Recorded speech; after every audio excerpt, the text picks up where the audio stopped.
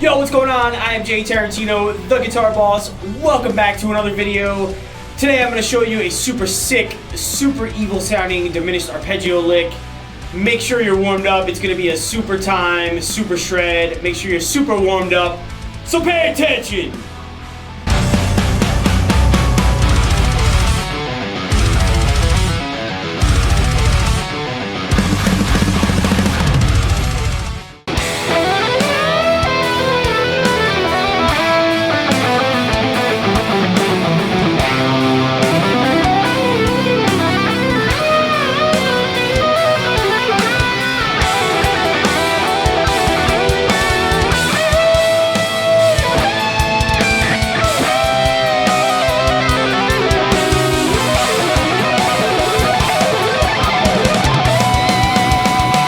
So today's video, I'm going to show you the diminished arpeggio that ends that solo.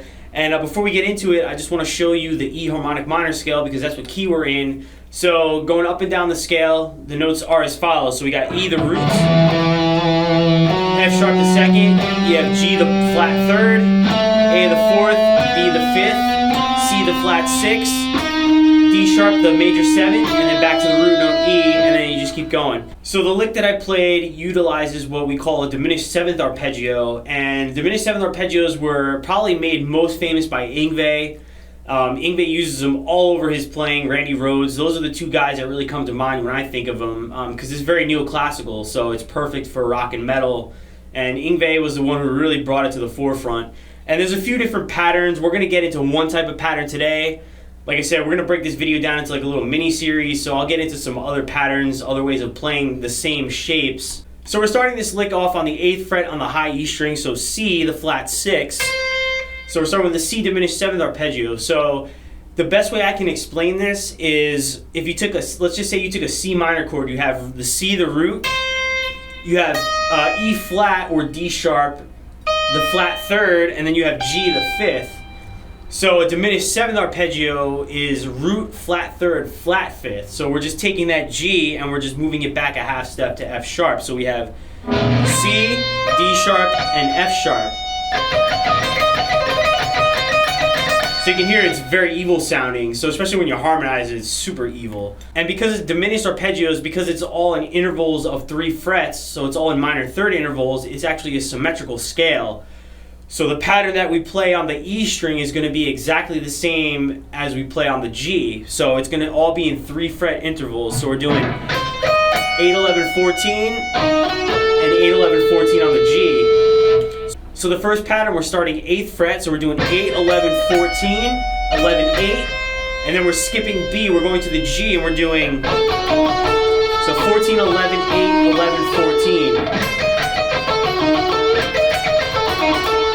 So really the best way to practice is just take that one pattern because that pattern is the same moving up. So the first thing I would recommend is, because this is sort of a wide stretch pattern, it's probably not something that you're used to playing, just practice that one pattern with a metronome because it's exactly the same. We're moving up in minor third intervals, so 3 frets, and the pattern is staying exactly the same the whole time. So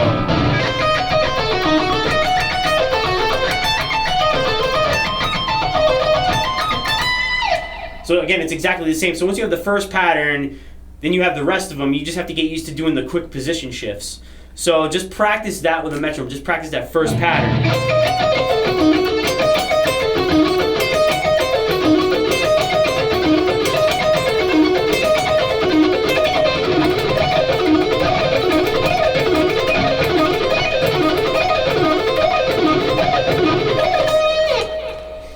Just work on that with a metronome and then practice moving from the first pattern to the second pattern. So that's a really wide stretch right there. That's a quick position shift. So we're going from the 14th fret with our pinky, and we have to shift up to the 11th fret with our index finger.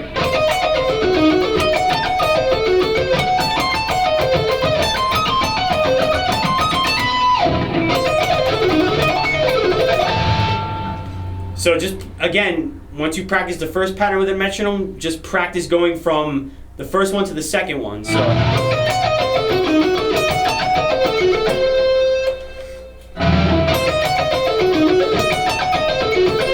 So the second pattern is exactly the same as the first one, but we're starting on the 11th fret. So we're doing 11, 14, 17. 11, 14, 17, 14, 11. And then we're going to the G, and we're doing 17, 14, 11, 14, 17. So then the next pattern, again, we're starting with our index finger on the 14th fret. We're doing 14, 17, 20. 17, 14. Going to the G, doing 20. 20, 17, 14, 17, 20. So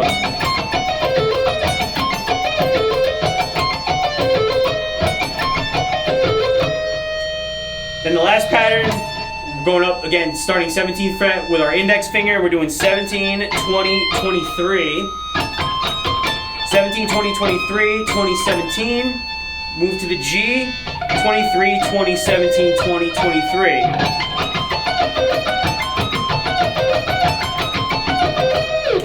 And we're doing this with alternate picking. So we're starting with a downstroke, and when we go to the G, it's always going to be with an upstroke. So always going to be with an upstroke. So down, up, down, up, down, up.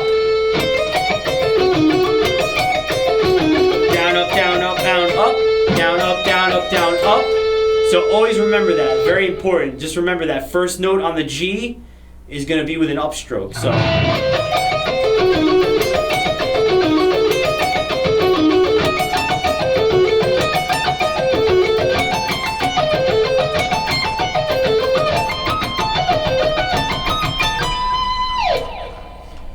So again, here's the pattern played at full speed.